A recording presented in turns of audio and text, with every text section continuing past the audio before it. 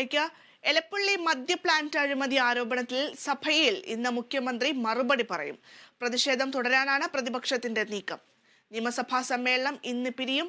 Budget അവതരണത്തിനായി അടുത്ത മാസം 7-ന് വീണ്ടും ചേരും. വിവരങ്ങളുമായി വിഷ്ണു കരുണാകരൻ ചേരുന്നുണ്ട്. വിഷ്ണു, എന്തായാലും ഈ മദ്യ പ്ലാന്റ് അഴിമതി ആരോപണം അത് സഭയിൽ ഇന്നും ചർച്ചാ വിഷയമായിരിക്കുന്നു എന്നുള്ളതാണ്. എന്തായാലും പ്രതിപക്ഷം ഈ ഒരു വിഷയം സഭയിൽ ഉന്നയിക്കും. മറുപടി കാക്കുകയാണ്. മുഖ്യമന്ത്രി എന്ത് പറയും എന്നുള്ളത് കാക്കുകയാണ് കേരളമടക്കം. എങ്ങനെയൊക്കെയാണ് വിവരങ്ങൾ? ഭദ്ര, തീർച്ചയായിട്ടും ഈ ബ്രൂവറി അഴിമതിയുമായി ബന്ധപ്പെട്ടുള്ള ആരോപണങ്ങൾ, മദ്യ ബ്രൂവറി പ്ലാന്റ് നിർമ്മാണമടക്കമുള്ള കാര്യങ്ങളിൽ വലിയ രീതിയിലുള്ള വിമർശനം പ്രതിപക്ഷം ഉന്നയിച്ചിരുന്നു. അതിന് കൃത്യമായൊരു മറുപടി മുഖ്യമന്ത്രിയുടെ ഭാഗത്തുനിന്ന് ഇന്നും ഉണ്ടാകുമെന്നാണ് അറിയുന്നത്. മുഖ്യമന്ത്രി അതിൽ കൃത്യമായ ഒരു മറുപടി നൽകും. ഏതായാലും പ്രതിപക്ഷം ശക്തമായ രീതിയിൽ ഇതിനെ എതിർക്കാൻ തന്നെയാണ് തീരുമാനിച്ചിരിക്കുന്നത്. പാലക്കാട് വേണ്ട രീതിയിലുള്ള ജല സ്രോതസ് ഇല്ലാതിരുന്നിട്ടും അതിൽ പുതിയ പ്ലാന്റ് നിർമ്മാണത്തിലൂടെ ജനങ്ങളെ ബുദ്ധിമുട്ടിക്കാൻ സാധ്യതയുണ്ട് എന്ന് കണക്കിലെടുത്താണ് പ്രതിപക്ഷം പ്രതിഷേധിച്ചത്. കഴിഞ്ഞ ദിവസമെല്ലാം ഇക്കാര്യം അറിയിച്ചതാണ്. സഭയിൽ പ്രത്യേകം ഇത് ചർച്ചയായി ഉന്നയിച്ചിരുന്നു. ഈ ചർച്ചയിൽ വ്യക്തമാക്കി പ്രതിപക്ഷം പറഞ്ഞിരുന്നത് ഒരു കാര്യം, അതായത് ഈ പാലക്കാട് റെയിൻ ഷാഡോ റീജിയനാണ്. മഴ ലഭിക്കുന്ന വളരെ കുറവുള്ള പ്രദേശത്ത് ജലസ്രോതസ്സുകൾ വളരെ കുറവാണ്. അതുകൊണ്ട് തന്നെ അവിടുത്തെ ജനങ്ങൾക്ക് ദൈനംദിന ആവശ്യങ്ങൾക്ക് വേണ്ട രീതിയിലുള്ള വെള്ളം പോലും ലഭിക്കാത്ത സാഹചര്യത്തിലാണ് പുതിയ പ്ലാന്റിന് അനുമതി നൽകുന്നത്. ഭൂഗർഭ ജലം എടുക്കില്ല എന്ന് പറയുമ്പോൾ പോലും മറ്റ് ഏത് സ്രോതസ്സിൽ നിന്നും ആ പുഴയിൽ നിന്നും എല്ലാം വെള്ളം എടുത്താൽ പോലും വലിയ രീതിയിൽ ജനങ്ങൾക്ക് ബുദ്ധിമുട്ടുണ്ടാകുമെന്ന് തന്നെയാണ് പ്രതിപക്ഷം ചൂണ്ടിക്കാട്ടുന്നത്. നേരത്തെ തന്നെ പ്ലാച്ചിമലയിൽ കൊക്കക്കോള ഫാക്ടറി ആരംഭിക്കുന്നതുമായി ബന്ധപ്പെട്ട ഉള്ള സമയത്ത് സമരം ചെയ്തവരാണ് ഇന്ന് മദ്യനിർമ്മാണശാലയ്ക്ക് അനുമതി നൽകുന്നത്. അത് വളരെയധികം തിരിച്ചടി നേരിടും. അതോടൊപ്പം സർക്കാരിന്റെ സ്വന്തം മദ്യ നിർമ്മാണത്തിന് പോലും ഇത്തരത്തിലുള്ള സാഹചര്യങ്ങളില്ല. ടെൻഡർ പോലും കൃത്യമായി ക്ഷണിക്കാതെയാണ് ഈ നടപടികൾ സ്വീകരിച്ചത്. അതുകൊണ്ട് തന്നെ ഇതിന്റെ പിന്നിൽ അഴിമതിയുണ്ട് എന്ന് തന്നെയാണ് പ്രതിപക്ഷം ആരോപിച്ചത്. ഇതിന് കൃത്യമായി മുഖ്യമന്ത്രി ഇപ്പോൾ മറുപടി നൽകും എന്നുള്ളൊരു ഘട്ടത്തിലേക്ക് കാര്യങ്ങൾ കടക്കുകയാണ്. അങ്ങനെയുള്ള സാഹചര്യത്തിൽ ഏതായാലും വലിയ വിമർശനങ്ങൾ ഉയർന്നു വരും.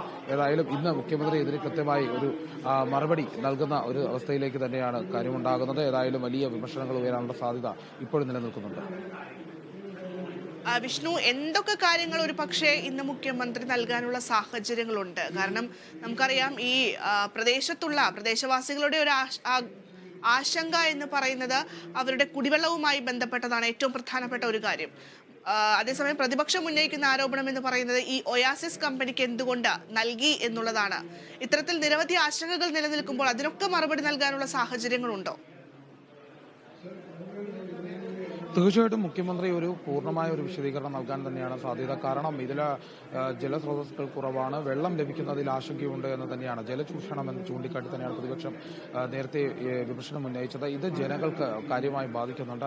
അതായത് ജനങ്ങൾക്ക് കൃത്യമായി വെള്ളം ലഭിക്കുന്നതിൽ ആശങ്കയുണ്ട്. ഇതും മുഖ്യമന്ത്രി ഇതിനുള്ള വിശദീകരണം നൽകും. നേരത്തെ തന്നെ സർക്കാർ ഇതിനുള്ള വിശദീകരണമായി നൽകിയത് ഭൂഗർഭ ജലം എടുക്കില്ല എന്ന് തന്നെയാണ്. മറ്റു മാർഗ്ഗങ്ങൾ, അത് ഈ മഴ പെയ്യുന്ന വെള്ളം സംഭരിക്കും അടക്കമുള്ള കാര്യങ്ങൾ പറയുന്നുണ്ട്. പക്ഷേ അത് എങ്ങനെ സാധ്യമാക്കും, അതിന് മഴ വളരെ കുറവുള്ള സ്ഥലങ്ങളിൽ എങ്ങനെയാണ് സാധ്യമാക്കുക എന്നുള്ള ചോദ്യമെല്ലാം പ്രതിപക്ഷത്തിന്റെ ഭാഗത്തുനിന്ന് ഉയർന്നിട്ടുണ്ട്. അതിനും കൃത്യമായ വിശദീകരണം നൽകും. അതോടൊപ്പം തന്നെ ഈ അഴിമതിയുടെ കാര്യത്തിലും പ്രതിപക്ഷത്തിന് മറുപടി നൽകാനുള്ള സാധ്യതയും കാണുന്നുണ്ട്.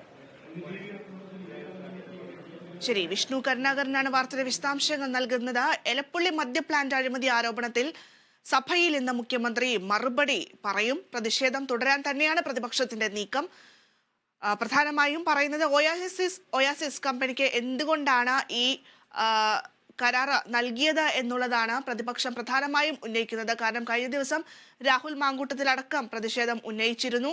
അതായത് ഒയാസിസ് കമ്പനി പാലക്കാട് CPM-ന്റെ ഈ തെരഞ്ഞെടുപ്പ് സമയത്ത് സ്പോൺസർ ആയിരുന്നു, അതുപോലെ തന്നെ അഴിമതി നടത്തിയ കമ്പനിയാണ് ഒയാസിസ് എന്നൊക്കെ പറയുന്നുണ്ട്. എന്തായാലും ഇതിനൊക്കെ കൃത്യമായ മറുപടി ഇന്ന് മുഖ്യമന്ത്രി സഭയിൽ നൽകുമോ എന്നുള്ളത് തന്നെയാണ് ഏവരും ഉറ്റുനോക്കുന്നത്. അതേസമയം നിയമസഭാ സമ്മേളനം ഇന്ന് പിരിയും. ബജറ്റ് അവതരണത്തിനായി അടുത്ത മാസം 7-നാണ് വീണ്ടും ചേരുന്നത്.